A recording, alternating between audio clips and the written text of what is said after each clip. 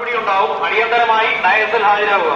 Polling station number 132 polling materials collect ചെയ്യാതെ പോയ presiding ഓഫീസറും മറ്റ് ജീവനക്കാരും ശ്രദ്ധിക്കുക. അടിയന്തരമായി ഡയസിൽ ഹാജരാകുക.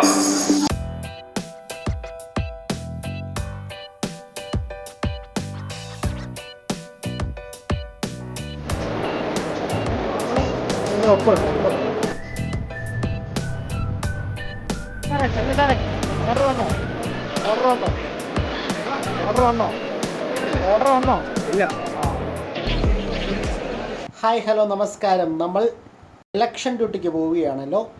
ഇലക്ഷൻ്റെ തലേ ദിവസം നമ്മൾ ബൂത്തിൽ ചെന്നിട്ട് എങ്ങനെയൊക്കെ ഇലക്ഷന് വേണ്ടി തയ്യാറെടുക്കാമെന്ന് നോക്കാം. നമുക്ക് ഡിസ്ട്രിബ്യൂഷൻ സെൻറ്ററിൽ നിന്ന് ധാരാളം സാധനങ്ങൾ തരും. നമുക്ക് ലഭിക്കുന്ന കൺട്രോൾ യൂണിറ്റ്, ബാലറ്റ് യൂണിറ്റ് എന്നിവയിൽ അഡ്രസ് ടാഗുകൾ പരിശോധിച്ച് അവ നമ്മളുടെ പോളിംഗ് സ്റ്റേഷനിലേക്കുള്ളതാണെന്ന് ഉറപ്പുവരുത്തുക. കൺട്രോൾ യൂണിറ്റ് പ്രവർത്തന സജ്ജമാണെന്നും കൺട്രോൾ യൂണിറ്റിൻ്റെ പുറകിലുള്ള സ്വിച്ച് ഓൺ ചെയ്ത് ബാറ്ററി പ്രവർത്തനക്ഷമമാണെന്നും പരിശോധിച്ച് ഉറപ്പാക്കുക. കൺട്രോൾ യൂണിറ്റിൻ്റെ ബാറ്ററി സ്റ്റാറ്റസ് ഹൈ അല്ലെങ്കിൽ മീഡിയം ആണോ എന്ന് പരിശോധിക്കുക. പരിശോധിച്ച ശേഷം കൺട്രോൾ യൂണിറ്റിൻ്റെ സ്വിച്ച് ഓഫ് ചെയ്യാൻ മറക്കരുത്. ബാറ്ററി സ്റ്റാറ്റസ് ലോ ആണ് കാണിക്കുന്നതെങ്കിൽ അത് സെക്ടറൽ ഓഫീസറെ അറിയിക്കണം. ബാറ്ററി സ്റ്റാറ്റസ് ലോ കാണിക്കുന്ന കൺട്രോൾ യൂണിറ്റുമായി പോളിംഗ് സ്റ്റേഷനിലേക്ക് പോകരുത്. തന്നിട്ടുള്ള 10-day ബാലറ്റ് പേപ്പർ നിശ്ചിത പോളിംഗ് ബൂത്തിലേക്കാണെന്ന് ഉറപ്പുവരുത്തുക.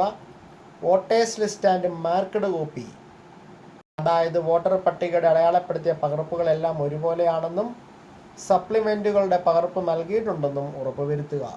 ബാലറ്റ് യൂണിറ്റിലെ എല്ലാ സ്ഥാനാർത്ഥികൾക്കും മേലെയുള്ള ബട്ടണുകൾ അൺമാസ്ക് ചെയ്തിട്ടുണ്ടെന്നും ബാക്കിയുള്ള ബട്ടൺ മാസ്ക് ചെയ്തിട്ടുണ്ടെന്നും ബാലറ്റ് യൂണിറ്റുകളുടെ താഴെയും മുകളിലും അഡ്രസ് ടാഗ് വെച്ച് സീൽ ചെയ്തിട്ടുണ്ടെന്നും ഉറപ്പുവരുത്തുക. സ്ഥാനാർത്ഥികളുടെയും തിരഞ്ഞെടുപ്പ് ഏജന്റുമാരുടെയും സ്പെസിമെൻ സിഗ്നേച്ചർ കോപ്പി തന്നിട്ടുണ്ടെന്നും കൂടെ ഉറപ്പാക്കിയേക്കണേ. അതുപോലെ പേപ്പർ സീൽ, സ്ട്രിപ്പ് സീൽ എന്നിവയുടെ സീരിയൽ നമ്പറുകൾ വിതരണ കേന്ദ്രത്തിൽ നിന്ന് നൽകിയിട്ടുള്ള ലിസ്റ്റിൽ പറയുന്ന ക്രമ നമ്പറിലുള്ളവ തന്നെയാണെന്ന് ലഭിച്ചതെന്നും ഉറപ്പുവരുത്തുക. ശേഷം വിതരണ കേന്ദ്രത്തിൽ നിന്ന് പോളിംഗ് സ്റ്റേഷനിലേക്ക് സുരക്ഷാ ചുമതലയുള്ള ഉദ്യോഗസ്ഥനെയും കൂട്ടി എത്തിച്ചേരും. ഏഴുതിരി വിളക്കിന്റെ മുമ്പിൽ ചിരി തൂകി മലത്താലം കൊണ്ടുവന്നതാര്? ഏഴുതിരി വിളക്കിന്റെ മുമ്പിൽ ചിരി തൂകി മലത്താലം കൊണ്ടുവന്നതാര്? അങ്ങനെ നമ്മൾ നമ്മുടെ പോളിംഗ് ബൂത്തിൽ എത്തിച്ചേർന്നു. കനകമഞ്ചാടി പോലെ അഴക് തൂകുമീ നേരം. പോളിംഗ് സ്റ്റേഷനിൽ എത്തിയാൽ അവിടേക്കൊന്ന് കറങ്ങി അടിച്ച് നടക്കുക. ശേഷം മുനിസിപ്പാലിറ്റി ആണെങ്കിൽ പോളിംഗ് സ്റ്റേഷന് 100 മീറ്റർ ചുറ്റളവിലും, പഞ്ചായത്താണെങ്കിൽ അല്ലെങ്കിൽ ഗ്രാമപ്രദേശമാണെങ്കിൽ 200 മീറ്റർ ചുറ്റളവിലും പ്രിസൈഡിംഗ് ഓഫീസറുടെ നിയന്ത്രണത്തിലായിരിക്കും. ഈ ചുറ്റളവിൽ തെരഞ്ഞെടുപ്പിനെ സ്വാധീനിക്കുന്ന മുദ്രാവാക്യങ്ങളോ പരസ്യമോ പാർട്ടി കൊടികളോ ചിഹ്നങ്ങളോ പോസ്റ്ററുകളോ ഉണ്ടെങ്കിൽ അവ നീക്കം ചെയ്യേണ്ടതാണ്. அச்சிடப்பட்ட போஸ்டர்களோ பேனர்களோ சுவரொட்டிகளோ மாநிலத்தின் எந்த ஒரு பொது இடத்திலும் இருத்தல் கூடாது என தெரிவிக்கப்பட்டுள்ளது.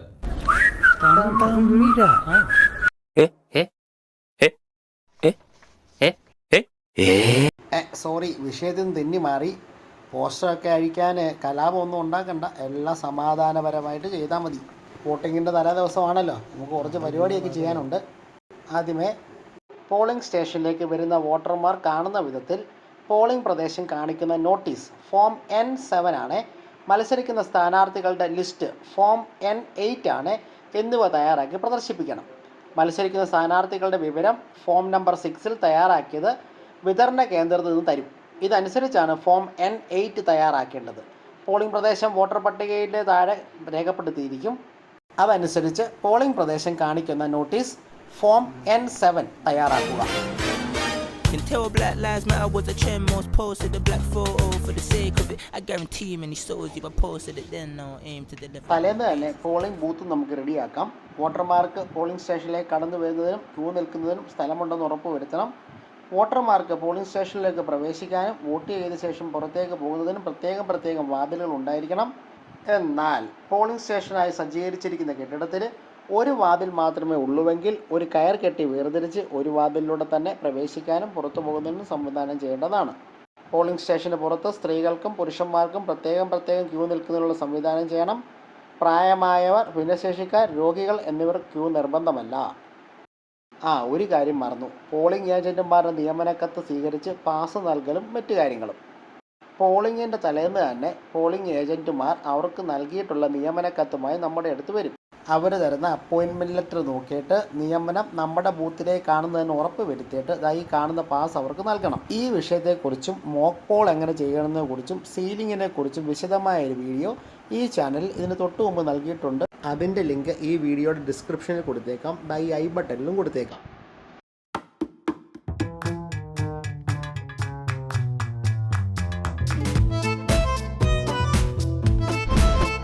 തെരഞ്ഞെടുപ്പ് സാമഗ്രികൾ കളക്ഷൻ കേന്ദ്രത്തിൽ നൽകുന്നതിനായി വോട്ടെടുപ്പിന് ശേഷം നമുക്ക് തയ്യാറാക്കണമല്ലോ. തലേന്ന് തന്നെ പല കവറുകളും നമുക്ക് തയ്യാറാക്കി വെക്കാം. ഇനി അതിനെക്കുറിച്ചാണ് സംസാരിക്കുന്നത്. EVM തിരികെ നൽകണമല്ലോ, കൺട്രോൾ യൂണിറ്റും ബാലറ്റ് യൂണിറ്റും. എന്തായാലും അത് മോക്ക് പോളിന് ശേഷം തന്നെ നമ്മൾ CD ചെയ്യും. വൈകുന്നേരം 6 മണിക്ക് വോട്ടെടുപ്പിന് ശേഷം ഈ കൺട്രോൾ യൂണിറ്റും ബാലറ്റ് യൂണിറ്റും അതിൻ്റെ പെട്ടിയിലാക്കി അഡ്രസ് ടാഗ് ഉപയോഗിച്ച് കെട്ടി സീലും വാക്സും വെച്ചിരിക്കണം. അതൊക്കെ എന്തായാലും വൈകുന്നേരം 6 മണിക്ക് ശേഷമേ ഉള്ളൂ. അഡ്രസ് ടാഗിലെല്ലാം പോളിംഗ് ബൂത്ത് തിരിച്ചറിയുന്നതിന് ഡിസ്റ്റിങ്ക്വിഷൻ മാർക്ക് സീലും പതിച്ചിരിക്കണം. നേരത്തെ പറഞ്ഞതുപോലെ ഈ കാര്യങ്ങളെല്ലാം വിശദമായി പറയുന്ന EVM സീലിംഗ് വീഡിയോ ഈ ചാനലിൽ ഇതിന് മുമ്പിട്ടിട്ടുണ്ട്, കാണുക. ഡിസ്ക്രിപ്ഷനിൽ ലിങ്കും ഉണ്ട്.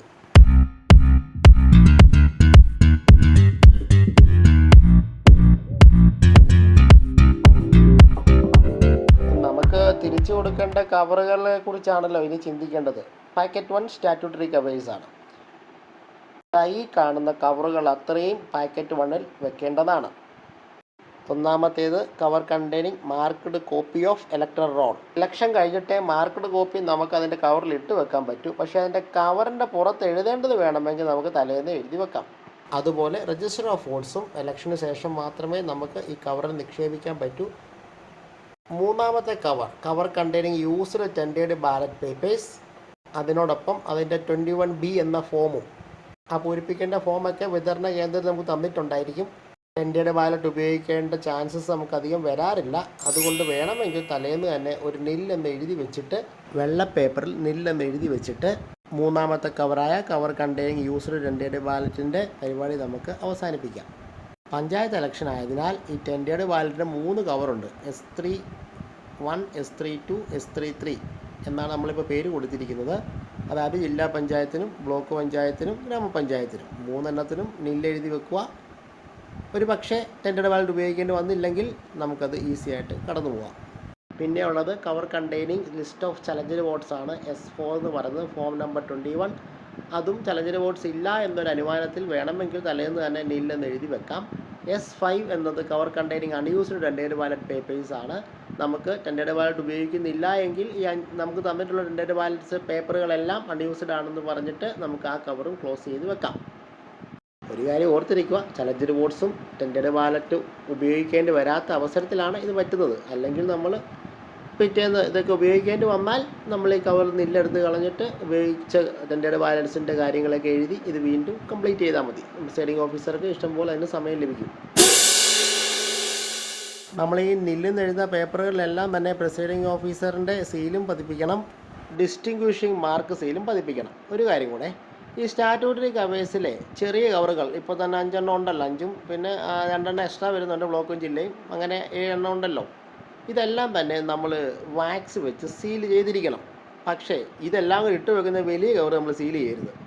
ഈ അകത്തിരിക്കുന്ന കവറുകളെല്ലാം സീൽ ചെയ്തിട്ടുണ്ടെന്ന് നമ്മൾ കളക്ഷൻ സെൻറ്ററിൽ കൊണ്ടുചെന്ന് ഉദ്യോഗസ്ഥനെ കാണിച്ചു കൊടുത്തിട്ട് അവിടെ വെച്ച് ഇതെല്ലാം കൂടെ വലിയ കവറായ സ്റ്റാറ്റ്യൂട്ടറി കവറിൽ ഇട്ടിട്ട് അവിടെ വെച്ചാണ് നമ്മൾ വലിയ കവറിനെ മുദ്ര വെച്ചിട്ട് കൊടുക്കുന്നത്. അതുകൊണ്ട് നമ്മൾ ഇത് തിരികെ കൊടുക്കാൻ ചെല്ലുമ്പോൾ നമ്മുടെ കയ്യിൽ ഒരു മെഴുകുതിരിയും ഒരു ലൈറ്ററും അതിൻ്റെ വാക്സും പുറത്ത് കരുതിയിരിക്കണം.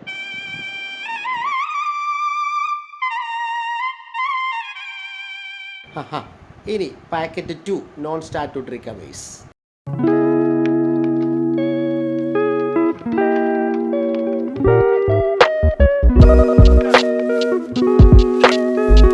നോൺ സ്റ്റാറ്റ്യൂട്ടറി കവറുകളിൽ ആദ്യമുള്ളത് cover containing receipts for challenged votes form N20. അതായത് മറ്റേ പോളിംഗ് ഏജൻറ്റ് വോട്ടറെ സംശയിച്ചിട്ട് തർക്കം ഉന്നയിക്കുമല്ലോ. അപ്പോൾ 2 രൂപ പോളിംഗ് ഏജൻറ്റ് കയ്യിൽ നിന്ന് മേടിച്ചിട്ട് നമ്മളൊരു പരിപാടി നടത്തുമല്ലോ, അതിൻ്റെ രസീതിയാണ് ഇതിൽ വെക്കേണ്ടത്. ഇനി പറഞ്ഞ പോലെ ചലഞ്ചഡ് വോട്ട്സ് ഇല്ല എങ്കിൽ തലേന്ന് തന്നെ നമുക്കിതും നില്ലെന്ന് എഴുതി വെക്കാം. ചലഞ്ചഡ് വോട്ട്സ് വന്നാൽ നമുക്ക് നില്ല് മാറ്റിയിട്ട് അടുത്ത പരിപാടി നോക്കാം. അതുപോലെ അത് രണ്ടാമത്തെ കവർ എന്ന് പറയുന്നത് ഇലക്ടറൽ റോളിൻ്റെ കവറാണ്. Cover containing copies of electoral roll. അതായത് പോളിംഗ് ഓഫീസർ 1-ൻ്റെ കയ്യിൽ ഒരു മാർക്കഡ് കോപ്പി ഉണ്ടല്ലോ, പുള്ളി അത് നോക്കിയാണല്ലോ പേര് വിളിക്കുകയൊക്കെ ചെയ്യുന്നത്. അപ്പോൾ അതിൻ്റെ ഒരു കോപ്പി നമ്മുടെ കയ്യിൽ കാണും, പ്രിസൈഡിംഗ് ഓഫീസറുടെ കയ്യിൽ. എന്തെങ്കിലും സംശയം ഉണ്ടെങ്കിൽ നോക്കുന്നതിന് വേണ്ടി അത് ഈ NS2 എന്ന് പറയുന്ന കവറിലിട്ട് തിരികെ കൊടുക്കണം. NS3 എന്ന് പറയുന്നത് നമ്മുടെ ഈ ആദ്യമേ പോളിംഗ് ഏജൻസ് വന്നപ്പോൾ നമ്മൾ അപ്പോയിൻമെൻറ്റ് ലെറ്റർ വാങ്ങി വെച്ചല്ലോ, ഫോം നമ്പർ 10, അത് എല്ലാവരും ഇട്ട് കൊടുക്കണം. അതുപോലെ NS4 എന്ന് പറയുന്ന ലിസ്റ്റ് ഓഫ് ബ്ലൈൻഡ്സ്, അവരുടെ കൂടെ വരുന്ന കമ്പാരിസൺ ഡിക്ലറേഷനൊക്കെയാണ്. അതും നമുക്ക് വേണമെങ്കിൽ തലേന്ന് നില്ലെന്ന് എഴുതി വെക്കാം. ബ്ലൈൻഡ് വോട്ടേഴ്സ് ഉണ്ടെങ്കിൽ നമുക്കത് മാറ്റാം. NS5 എന്ന് പറയുന്നത് declaration obtained from voters regarding there age. നമുക്ക് പ്രായത്തിൽ നമുക്ക് എന്തെങ്കിലും സംശയം ഉണ്ടെങ്കിൽ അതിന് വേണ്ടിയുള്ള ഡിക്ലറേഷനാണ്. അതും വേണമെങ്കിൽ നില്ല് എഴുതി തലേന്ന് തന്നെ വെക്കാം. NS6 എന്ന് പറയുന്നത് cover containing used voters slip. അത് പക്ഷേ നമുക്ക് പിറ്റേന്നേ പറ്റൂ. നമുക്ക് വോട്ടിംഗ് കഴിഞ്ഞിട്ട് നമുക്ക് വോട്ടേഴ്സ് സ്ലിപ്പ് 50-ൻ്റെയോ 100-ൻ്റെയോ കെട്ടുകളായി സൂക്ഷിച്ച് അതിനകത്ത് ഇടാൻ പറ്റുകയുള്ളൂ. പക്ഷേ ഈ പറയുന്ന 6 കവറുകളുടെയും പുറത്ത് എഴുതേണ്ടതെല്ലാം തലേന്ന് തന്നെ എഴുതി വലിയ കവറായ നോൺ സ്റ്റാർട്ടറി കവറിൽ ഇട്ട് നമുക്ക് സൂക്ഷിച്ചാൽ പിറ്റേന്ന് വൈകുന്നേരം ഇതൊക്കെ പെട്ടെന്ന് തന്നെ എടുത്ത് വെച്ച് വീട്ടിൽ പോകാം.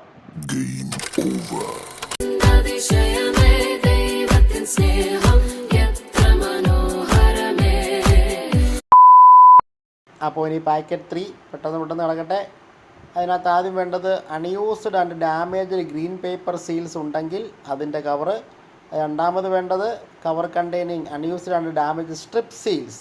മോക്ക് പോളിന് ശേഷം ഗ്രീൻ പേപ്പർ സീൽസിൻ്റെയും സ്ട്രിപ്പ് സീൽസിൻ്റെയൊക്കെ പരിപാടി കഴിയും. അങ്ങനെയാണെങ്കിൽ അൺയൂസ്ഡ് ഒക്കെ നമുക്ക് വോട്ടിംഗ് സമയത്ത് എഴുതി വെച്ച് അതും ക്ലോസ് ചെയ്ത് വെക്കാം പകല് തന്നെ.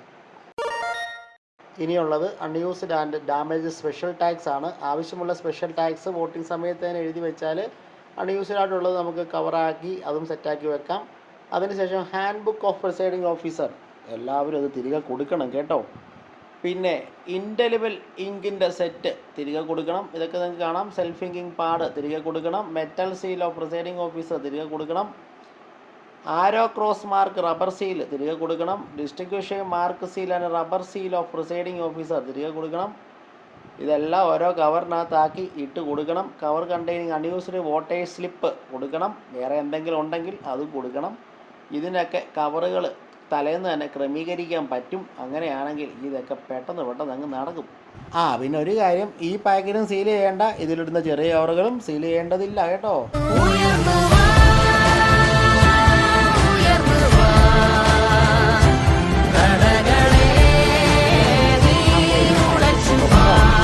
അതെന്താണുള്ളത്? Cover containing account of votes recorded 24A. ഈ 24A ഫോമൊക്കെ നമുക്കൊരു statutory and non statutory forms ഒരു ബുക്ക് തരും, ഒരു ബുക്ക്ലെറ്റ് ഉണ്ടാവും. ആ ബുക്ക്ലെറ്റിനുള്ളിൽ ഈ ഫോംസ് എല്ലാം ഉണ്ട്. ഇത് നമുക്കൊരു കാര്യം കൂടെ ഉള്ളത്, ഇത് ഗ്രാമപഞ്ചായത്തിനും ബ്ലോക്ക് പഞ്ചായത്തിനും ഡിസ്ട്രിക്ട് പഞ്ചായത്തിനും ഓരോന്ന് തയ്യാറാക്കണം. ഈ 24A നമുക്ക് 3 എണ്ണമല്ല, ഒരു 3 എണ്ണം കൂടെ ഉണ്ടാക്കണം. അങ്ങനെ 6. അതായത് നമുക്ക് ഈ മുദ്ര വെച്ച് ഒരെണ്ണം ഈ പാക്കറ്റ് ഫോം ഇട്ട് കൊടുക്കുകയും വേണം. ഒരു പാക്കറ്റ്, അതായത് ജില്ലാ പഞ്ചായത്തിൻ്റെയും ഗ്രാമപഞ്ചായത്തിൻ്റെയും ബ്ലോക്ക് പഞ്ചായത്തിൻ്റെയും account of votes 24A control യൂണിറ്റിൻ്റെ പെട്ടിയിൽ സെല്ലോ ടേപ്പ് ഒട്ടിച്ചും കൊടുക്കേണ്ടി വരും. ചിലർ ചോദിക്കും, ചിലർ ചോദിക്കത്തില്ല. എന്തായാലും 2 എണ്ണം തയ്യാറാക്കിയതേ.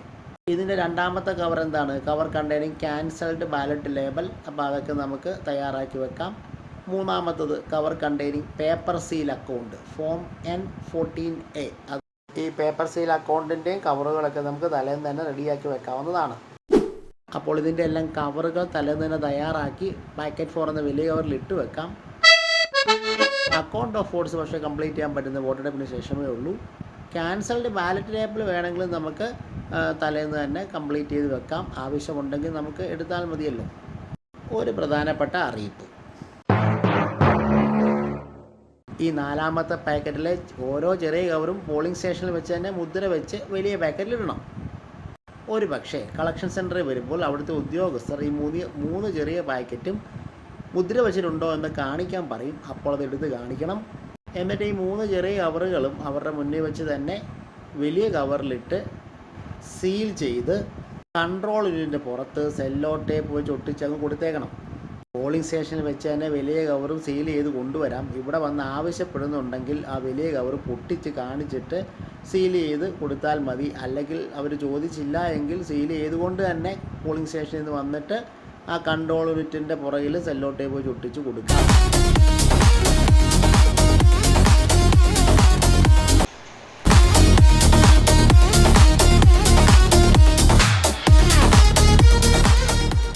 അഞ്ചാമത്തെ പാക്കറ്റിൽ ഒന്നാമത്തെ cover contain presiding officers diary. പ്രധാനപ്പെട്ട ഒന്നാണ്.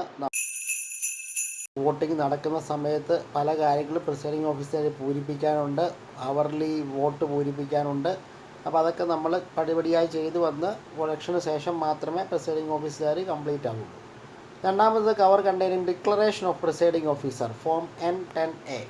നമ്മൾ മോക്ക് പോളിന് ശേഷം പൂരിപ്പിക്കുന്ന ഒരു ഫോമാണ് ഫോം N10A. അതിനെക്കുറിച്ച് ഞാൻ മുമ്പേ പറഞ്ഞ വീഡിയോയിൽ വിശദമായി പറഞ്ഞിട്ടുണ്ട്. മോക്ക് പോളിന് ശേഷം പൂരിപ്പിച്ച് വെക്കേണ്ടതാണ്. അത് നമുക്ക് ഇലക്ഷൻ പ്രോസസ് നടക്കുമ്പോൾ തന്നെ കംപ്ലീറ്റ് ചെയ്യാൻ പറ്റും.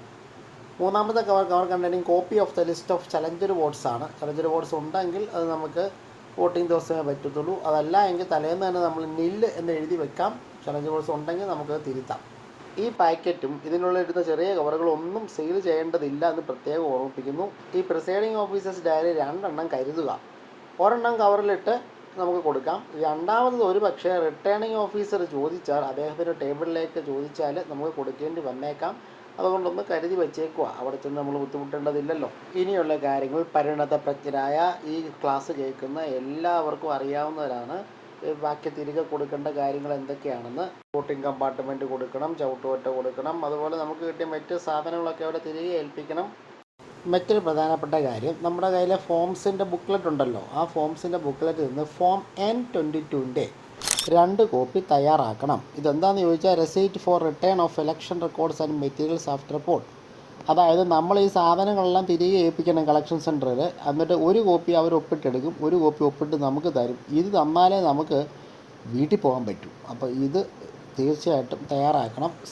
സിഗ്നേച്ചർ ഓഫ് പ്രിസൈഡിംഗ് ഓഫീസർ എന്നിടത്ത് ഒപ്പിടണം. പ്രിസൈഡിംഗ് ഓഫീസറിൻ്റെ സീല് പതിക്കണം.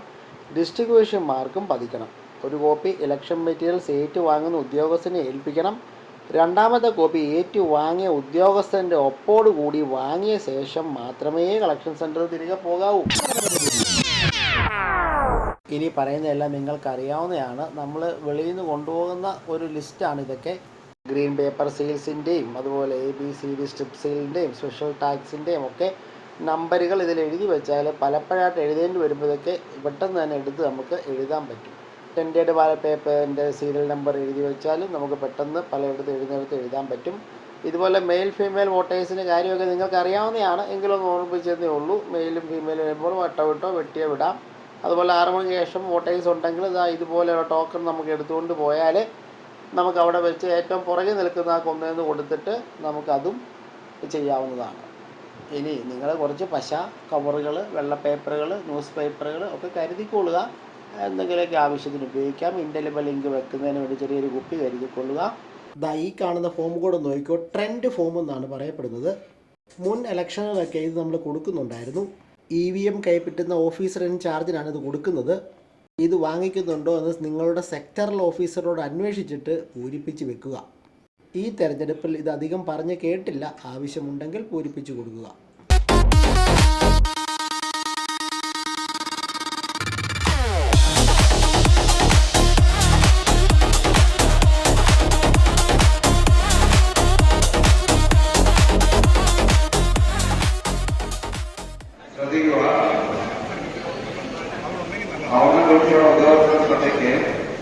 നിങ്ങൾ പോളിംഗ് മെറ്റീരിയൽ സ്വീകരിച്ചതിന് ശേഷം പോളിംഗ് ഉദ്യോഗസ്ഥർക്ക് ഒരു ടോക്കൺ നൽകേണ്ടതാണ്.